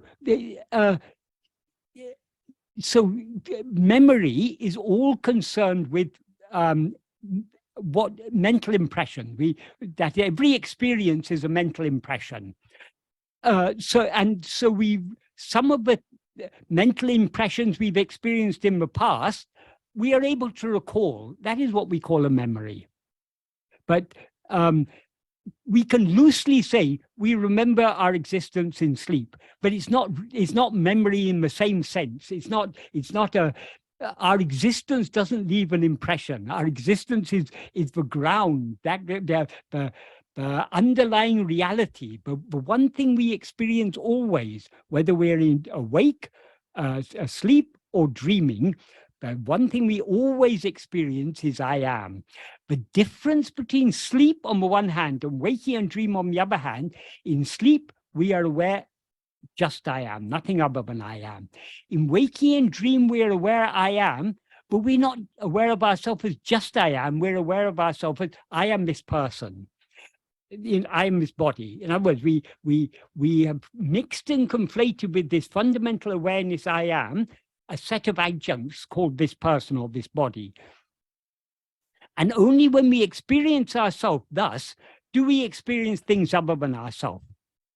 That which experiences itself as I am this body and consequently experiences other things is ego. But pure I am is just pure being, pure awareness. It doesn't experience anything other than itself. Now we'll go to the broader questions, the two together. So this is from a person who was asking about watching from sleep, and I'll read the question after this. Yeah.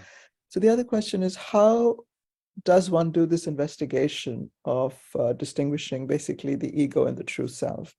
And the next question is, could you explain what is enlightenment or self-realization according to Bhagavan, and how can it be achieved? And what are the mechanics of this process? Thank you.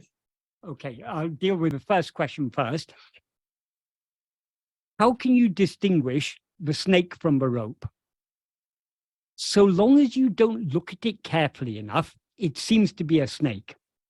If you look at it carefully enough, you'll see, oh, it's just a rope. So it's only by seeing the underlying reality, that is, the snake is a mere appearance. There is no snake there. It's a mere appearance. But what is it that is appearing as that snake? It's only a rope. So long as you see it as a snake, you don't see the underlying reality.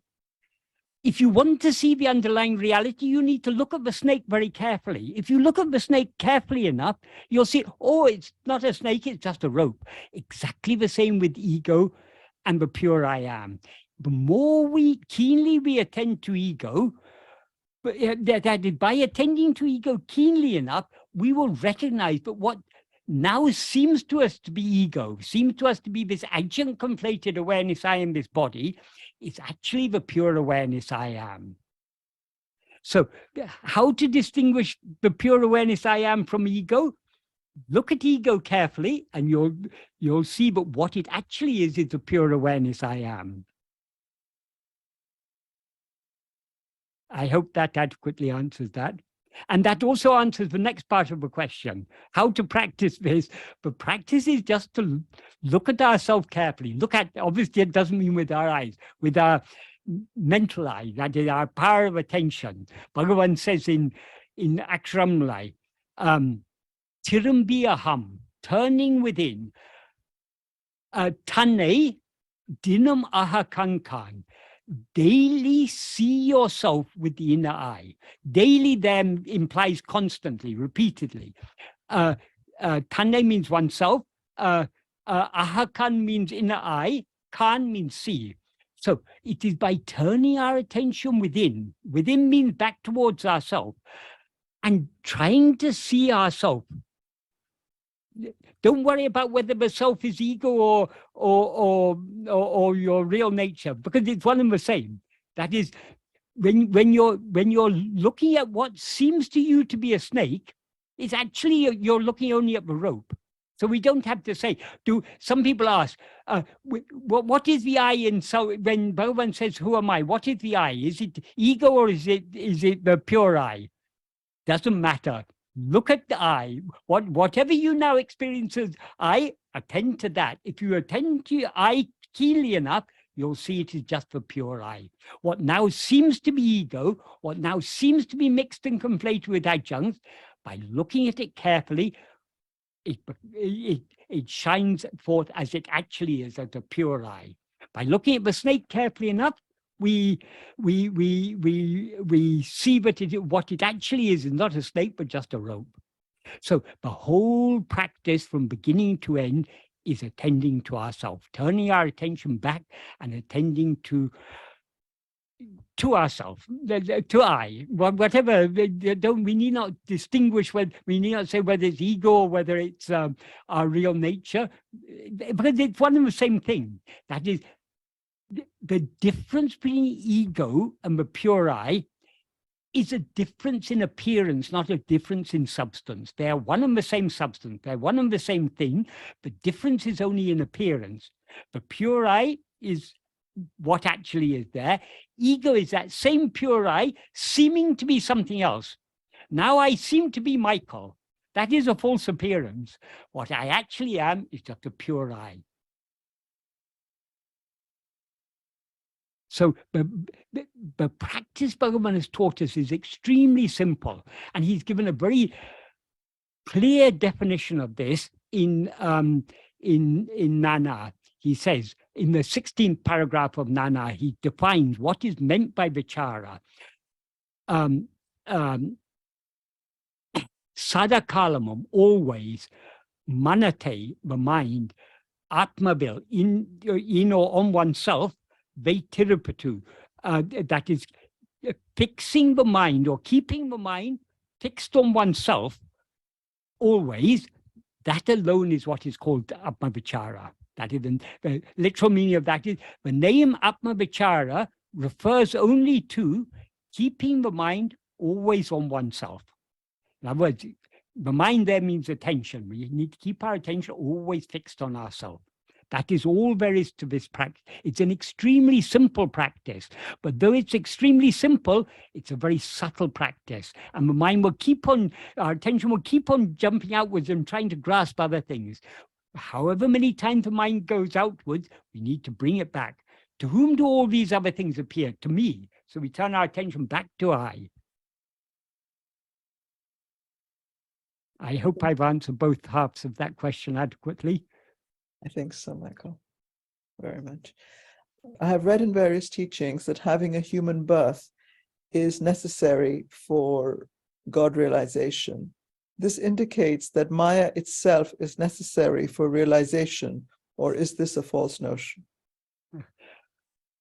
Well, first, yeah, generally it is said that a human birth is advantageous, because in the human birth, we clearly distinguish three states, or at least it seems to us there are three states. We are able to distinguish sleep, dream, and waking. It is said that in other species, they're not able to distinguish waking and dream in the same way. The advantage of, though Bhagavan says that waking and dream, that what we now take to be waking is actually a dream, the advantage of being able to distinguish what seems to be dream from what seems to be waking, the advantage is it enables us to question the reality of a waking state. That is, when we wake up from, so long as we're dreaming, the dream world and dream body, everything seems to be real. But as soon as we wake up, because our identification with the dream body is severed, as soon as we wake up, we are once recognize, oh, it was just a dream, it wasn't real. But now we are dreaming, but this seems to be very real. Because we are dreaming, this is what we're currently dreaming. So being able to distinguish dream and waking enables us to question the reality of waking state and to recognize that actually, though they seem to be two different states, they're actually one and the same. They're both only dreams. That is one of the things that is pointed out about an advantage of human birth. We have that power of viveka, of being able to distinguish that. But it's obviously not absolutely true, but we need a human birth. Bhagavan has very clearly illustrated that in the case of Lakshmi. Lakshmi was a cow, but Bhagavan very clearly indicated that is, after she passed away, he wrote a verse in which he referred to Pasu Lakshmi Vimuktanal. Vimuktanal means the day of her liberation. And Devaraja Mudliya asked Bhagavan, is that just like a formal way of saying, like we refer to someone and they're liberated if they left the body, or is it actually liberation? And Bhagavan didn't reply explicitly, but he made it that is, in his own subtle way, he clearly indicated that she had actually attained liberation. So a human birth is not absolutely essential. But whatever birth we have, now we happen to be human. Let's take advantage of that. If the next life we happen to be a dog, let's try and take advantage of that. Whether we are aware of ourselves as I am a human, I am an elephant, I am a dog, I'm a cat, I'm a cow, I'm a tiger, whatever it is, what is common to all jivas, whether you're the highest god, Vishnu, or whether you're the lowest insect, the one thing that is common to all jivas are aware of themselves as I am. And that is the reality. As Krishna says, Aham Atma Gudakesha, I am the Atman in all the various jivas. So the Atma means, in that context, means that I am, that pure I am is shining in the heart of each and every one of us. So it is not absolutely necessary to be human. In whatever be the birth, because we're always aware I am, we can turn our attention back towards I am. But generally, there is a general belief that a human birth is advantageous. Maybe part of the reason why it's said is, let's make use of this. Now we have a human birth, let's make use of it. If in the next life we happen to be born as a tiger, let's make use of that and investigate. Who am I, this tiger? Who am I who now mistake myself to be this tiger? The key to success in the spiritual path is the love to turn within. If that love to turn within is cultivated in this lifetime, whatever the next life may be, whether we're born as whatever type of creature we may be born as, that love to turn within will be there and will continue. But the chances are, once we've come to this spiritual path, the next birth will be a human birth, most probably. But what does it matter? Bhagavan, this is not need not concern us. But all these things are being taken care of by Bhagavan, so we can leave them to Bhagavan. All we pray is that he should annihilate this ego. How he's going to bring about this, we know how stubborn this ego, how reluctant we are to let go, how reluctant we are to surrender. So it's only by his grace that we can be brought to a point where we're finally willing to surrender ourselves to him. How he's going to achieve that, that is known to him. So let's leave everything to him. All we have to do is to try our best to follow the path that he has shown us, leave everything else to him. Leaving everything else to him is itself a part of following the path that he has shown us. The next question is regarding past lives. It's that didn't Ramana teach that there was no such thing as past lives? And wouldn't the idea of past lives contradict the statement that everything is only Brahman? It's only, there is only one. Everything is one, as taught in Advaita. The quote in question is from Bhagavan. Reincarnation exists only so long as there is ignorance. There is really no reincarnation at all, either now or before, nor will there be any hereafter. This is the truth. Did Bhagavan ever endorse the idea of past lives? Some clarification would be appreciated. What Bhagavan said is, if you're born now, then there will be rebirth. Because, and Bhagavan very clearly refers to, in the first verse of Ekama Panchakam, Bhagavan says, forgetting oneself, that means forgetting one's real nature, taking the body to be I, undergoing innumerable births, Ennila Piravi, he says. Wait a minute, I'll just get the verse. He says, he very clearly and explicitly refers to Hanne Marandu, forgetting oneself. Hanu Veitanai Eni, thinking the body alone to be oneself.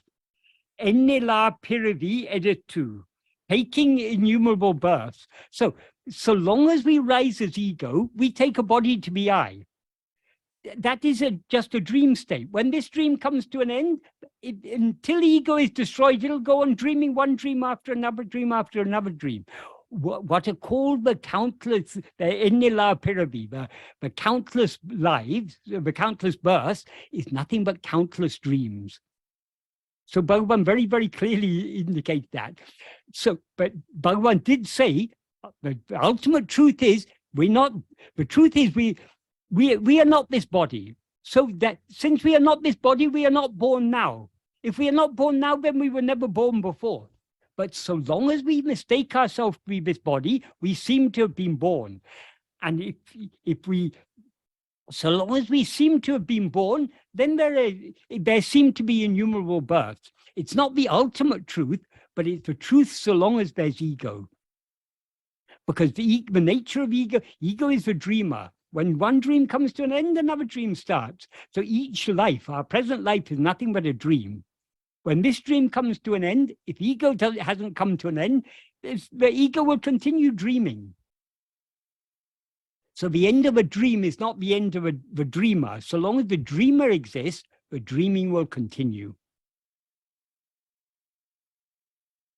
So there's so many things. We need to understand the basic principles of Bhagavan's teachings. If we understand the basic principles of Bhagavan's teaching, there'll be no confusion about these matters. In what sense does Bhagavan say there's no such thing as rebirth? In what sense does he say we take innumerable births? If we are born now, we certainly there are innumerable births. Are we born now? That is what we need to investigate. If we have this body, yes, we've certainly been born, and we'll be born again and again and again. But are we this body? That is what we need to investigate. Michael, just a quick question on that. So if sort of I take myself to be a body, to be an entity of some kind, then the dream that I'm a body will recur. Now, the connection between those is simply the identification with something or someone as I, and underlying that is that ahanta, the sense of I, the sense of being I in some sense, not true, not the true sense of just existence, but the sense of being something, or just the sense of I, something like that. So that is the connecting link. And is that, is it, no, this is sort of strange. I mean, it's again a dream. So is it the same link? No, it's not the same link, but it is the same link. That kind of continuity of the sense of I, the ahanta, there is only that. There's no such thing that it's different for different people, because the different people only occur in, when that one ahanta is there. So in that sense, there's only, in a way, just that ego-ness, or just that ahanta, the I-ness. It's not multiple. Yes. It's just one. And in that one, whatever, ahanta, that one ego, all the worlds and all the idea of all the entities and everything appears. Am I communicating this correctly? Yes, a simple way of understanding it, ego, the ahanta, is the dreamer. What is the continuity between one dream and the next? Is the dreamer is the same dreamer. What the dreamer the person the dreamer takes itself to be may be different, but so the dream is different, but the dreamer remains the same. And what the dreamer takes with it from one dream to the next, from one life to the next, is its vasanas. And the whole dream is actually a projection of its vasanas.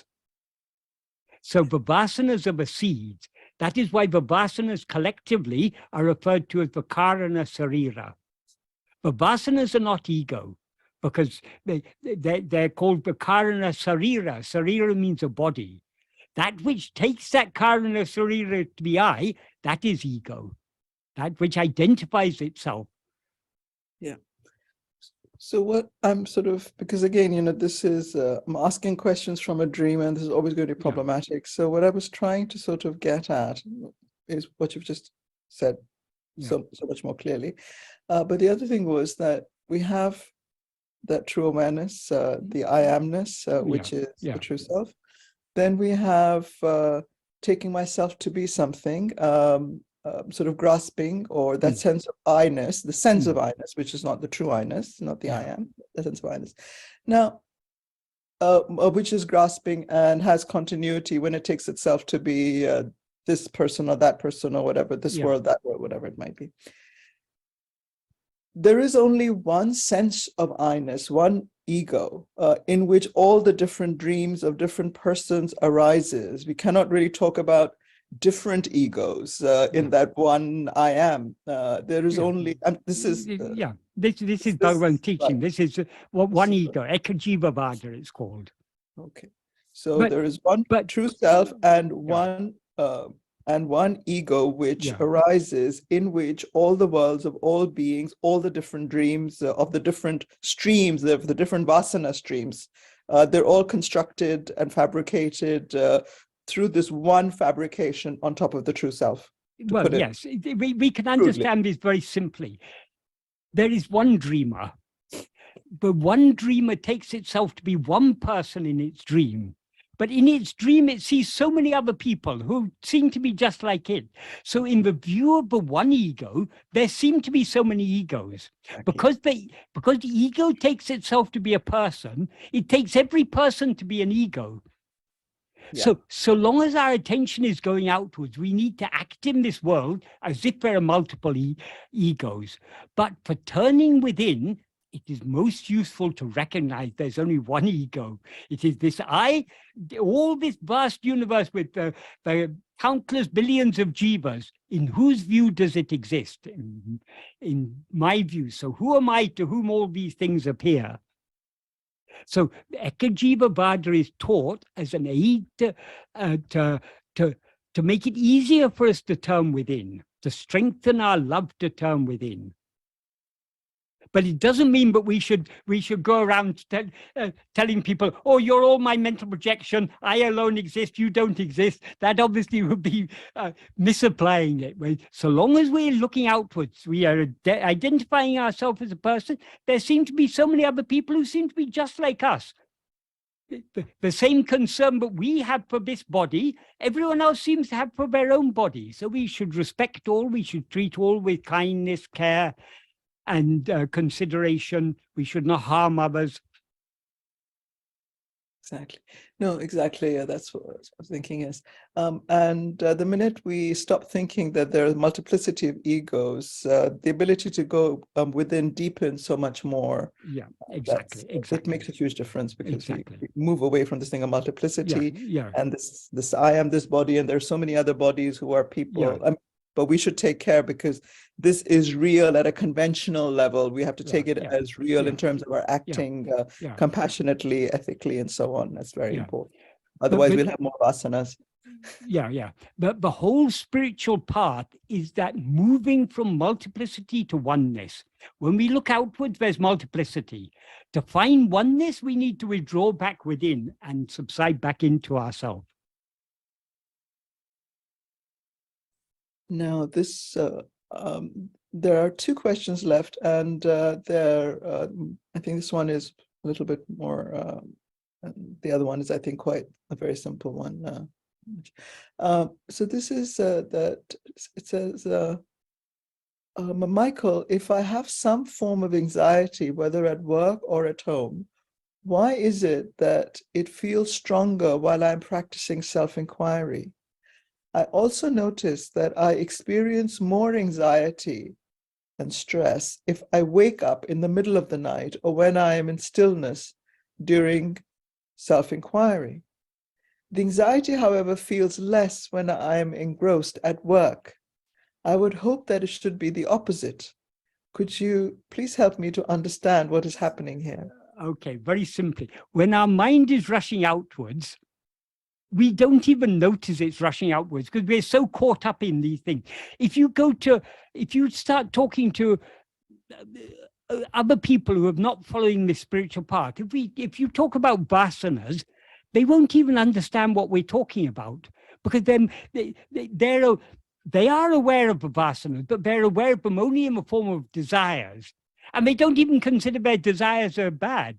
No, I want this car. I want that bigger house. I want this. I want that. It's all good. That is our whole society, this consumer society, that we live in, is glorifying desire. It's right to be. You need to be an aspiring citizen. You need to raise yourself up by your own bootlaces. You need to be successful in life. You need to acquire a lot and be more richer. And we have made a god of desire. So the minds of the majority of people are so outward going, so caught up in their desires, that the desires are a gross form of the vasanas. And that is, vasanas are very subtle. They are just inclinations.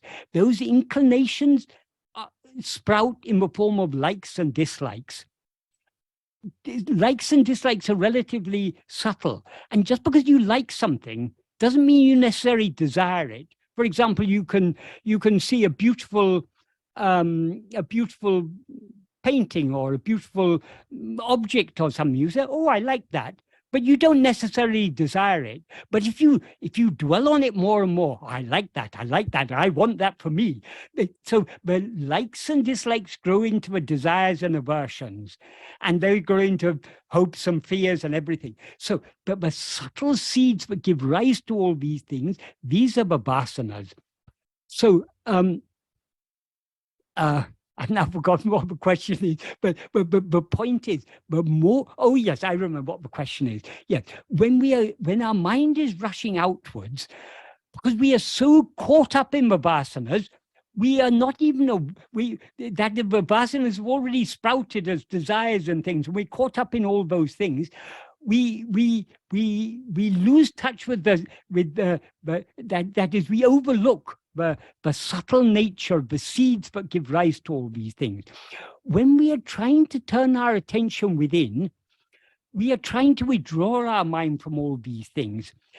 Then we become aware of these same likes, dislikes, desires, attachments, and so on. We become aware of them in more subtle form.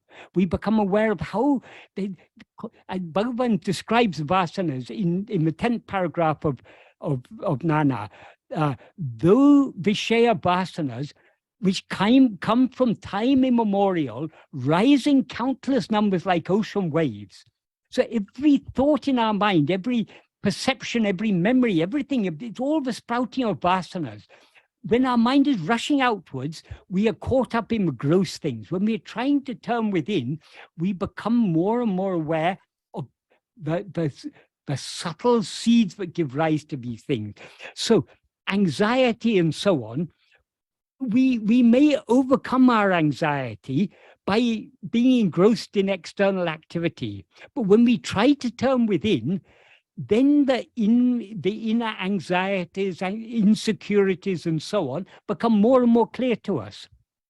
So our aim is not to know these things, but inevitably in this path of going within, we learn so much about the vasanas and how they function and how they draw our mind away from ourselves. So the deeper we go within, the more we will be confronting the vasanas at a very, very subtle level. And subtle means powerful. So that's why it's a big, this is a great warfare we are engaged in, trying to turn our attention within. Bhagavan sometimes said, for example, he said in the Puranas, they tell so many stories about the Devasudha Yuddha, that is the warfare between the gods and the demons. Bhagavan said this is all what is described there as the warfare between gods and demons is the warfare that is going on in the heart of every spiritual aspirant, between, on the one hand, the Satvasana, the love to turn within, and the whole army of Vishaya vasanas that are constantly trying to pull our attention outwards. So the deeper we go within, the more we will have to confront these vasanas in a very subtle level. And sometimes vasanas that we were not previously aware of at all, they begin to come to the surface, because as we clear off the grosser dirt, the more subtle dirt becomes clear to us. Supposing you've been wrestling in the mud with someone, you've got a totally muddy t-shirt.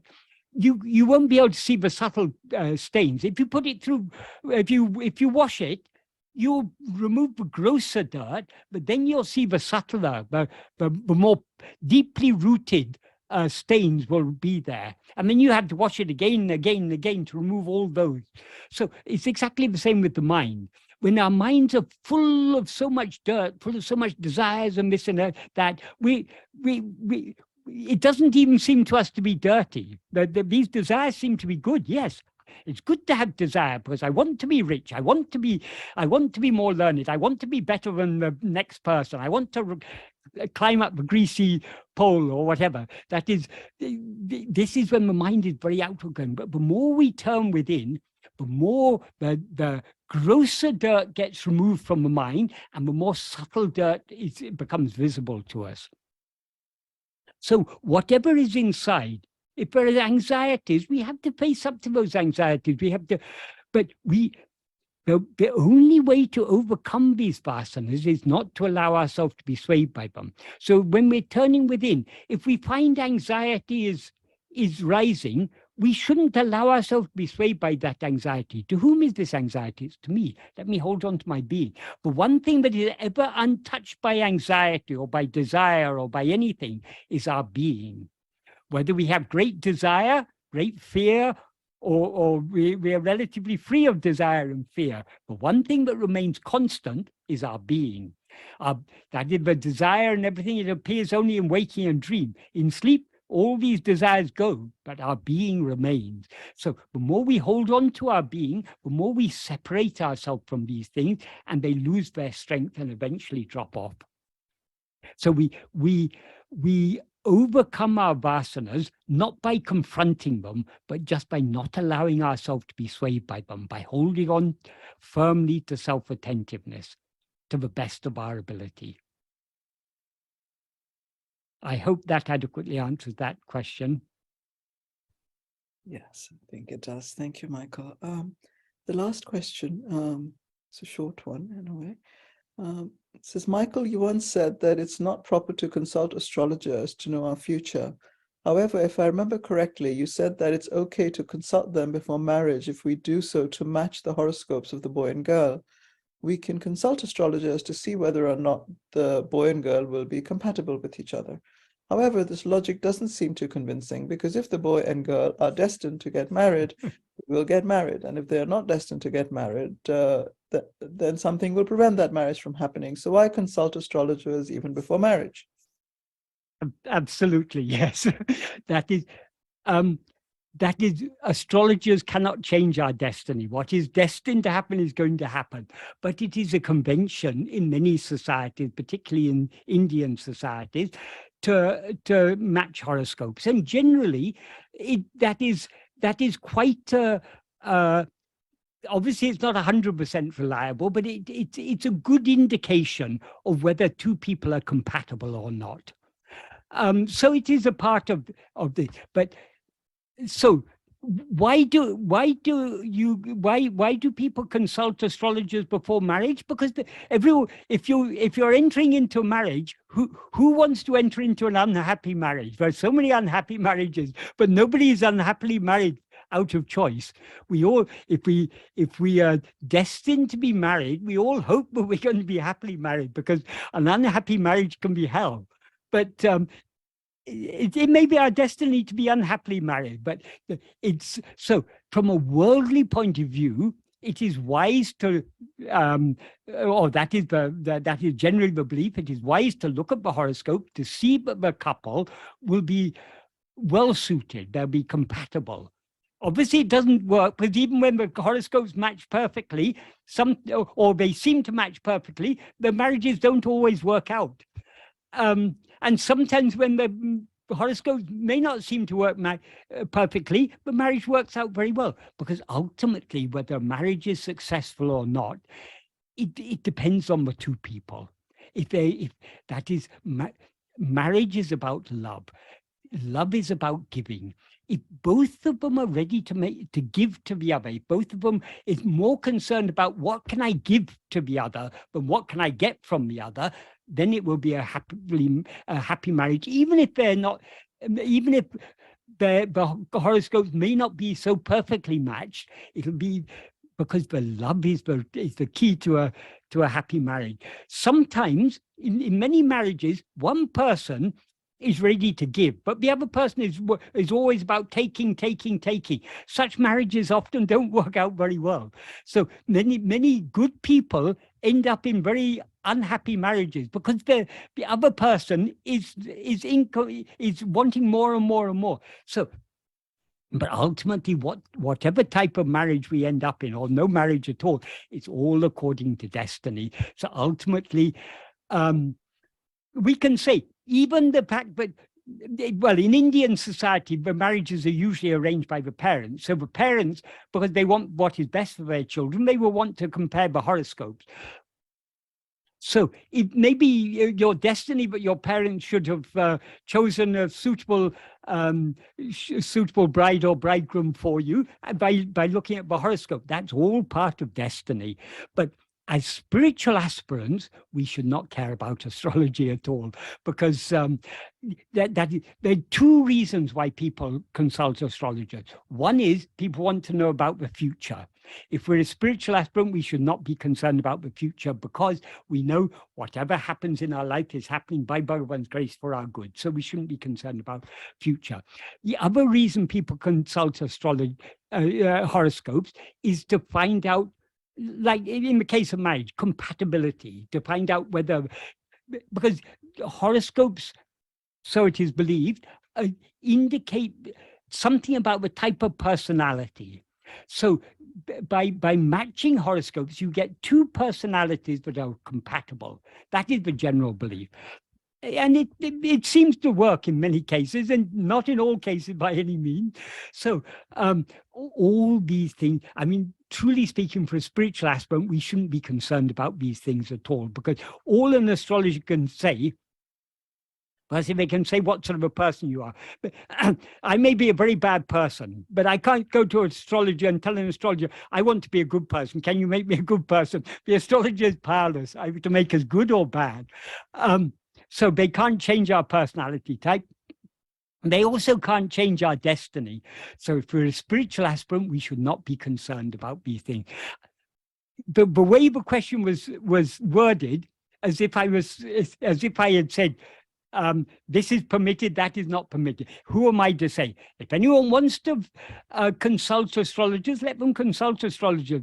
There's no objection to that. But if we are spiritual aspirants, we will not be inclined to consult astrologers. We will not be interested in these things, because what we are investigating is, who am I? The astrology may say what type of personality this person we take ourselves to be has, but that doesn't tell us anything about what we actually are. We are seeking to know our own reality. So we shouldn't be so concerned about this person whom we take ourselves to be. So for a true spiritual aspirant, astrology will have the mind just won't be interested in such things, because ultimately whatever happens is happening by Bhagavan's grace for our own good. So what is going to happen in the future, who cares? Bhagavan is taking care of that, so it's no concern of ours. And about personality type, if we are to marry someone who is compatible, it will happen according to destiny. If we're to marry someone who's incompatible, it will happen according to destiny. So we really need not be concerned about these things. So if I said that, but comparing horoscopes for compatibility, yes, from a worldly point of view, that may be a wise thing to do. But from a spiritual point of view, we shouldn't be concerned about it at all. I hope that adequately explains. Yes, sir. Yes, sir, it does. It does. Thank you. Yeah. Thank you, Michael. I think that's all the questions for today. And thank you so much for, it's quite an effort when you're not well to do so many questions. So thank you very, very much. Whatever strength we have is given by Bhagavan. Last time he gave me a little less strength. Today he's given me a little more strength. So it's all entirely his, according to his will. Thank you, Michael. Right. I hope you'll be better very soon. It's all in his hands.